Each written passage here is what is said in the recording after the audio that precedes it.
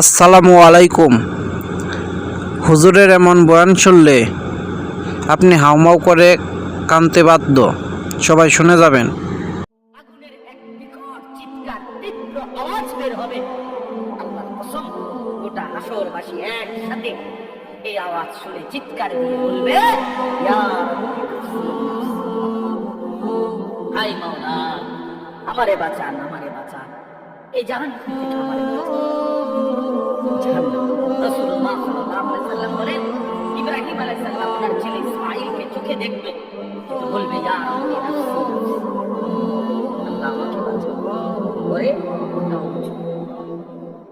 ইয়াকুব আলাইহিস সালাম ইউসুফ আলাইহিস সালামকে দেখবে, মনে করেন ইয়াকুব আলাইহিস সালামকে বলবে, ওই যে আপনার ছেলে ইউসুফ দুনিয়ার হায়াতে 40 বছর যার জন্য আপনি কেঁদেছিলেন, সে যে দাঁড়ায়, আল্লাহর কসম ইয়াকুব বলবে, ইয়া রাব্বি নাফসি নাফসি, মাওলা আমারে বাঁচান।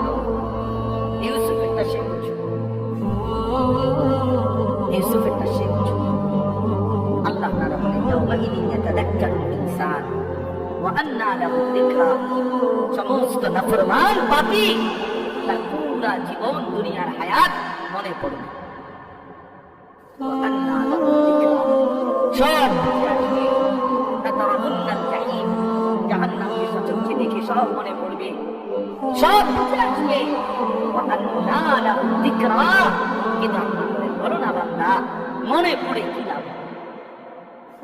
প্রিয় বন্ধু, বলো না, আজকে তোমরা যারা নামাজ পড়ো না, কি বলবো সে? কেন নামাজ পড়ো না? এই পৃথিবীর কত বন্ধুর কত প্রয়োজন পূরণ করলাম, পরম বন্ধু মহান আল্লাহ পাকের একটু কথা কেন পূরণ করলাম? কত ফালতু লোকের কত কথা মানলাম, আর শ্রেষ্ঠতম মালিকের কথা কেন মানলাম? ভাইয়া, এই ছেলেরা, তোমরা যারা নামাজ পড়ো না, ভাই আমার, বন্ধু আমার, কেন নামাজ পড়ো? সারা দিন রাত নারী, ছবি, অশ্লীল দৃশ্য নিয়ে যাদের জিন্দেগি রাত দিন। প্রিয় ভাই, কয়জন নারী দাঁড়ায়? এই অসভ্য, চরিত্রহীন, দুশ্চরিত্র, লম্পট, বলবে না কত উলঙ্গ নারী দেখলে তোর সব দিবে। বেহায়া সন্তান কত বেড়ি দরকার? কিরে বেটা, পৃথিবীতে শুধু বেডির জন্যই জন্ম দিয়েছেন বেটা? ছি ছি ছি, বেহায়া কোথাকার, নির্লজ্জ কোথাকার। নারীর জন্যই পৃথিবী, শুধু বেডির জন্য থাকার জন্যই জীবন। মহান আল্লাহ পাক এমন সুন্দর এক হায়াত দিয়েছে শুধু এই নারীর জন্য না। একজনে ভালোবাসতে বাসতে যান শেষ হয়ে গেল।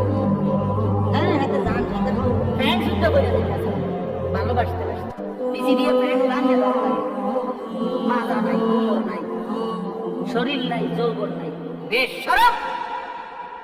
মানে আসল কথা হইল, অসভ্যতায় গুনায় নিজের শরীর, নিজের যৌন সক্ষমতা, শরীরের স্বাস্থ্যগত সমস্ত সক্ষমতা সব শেষ।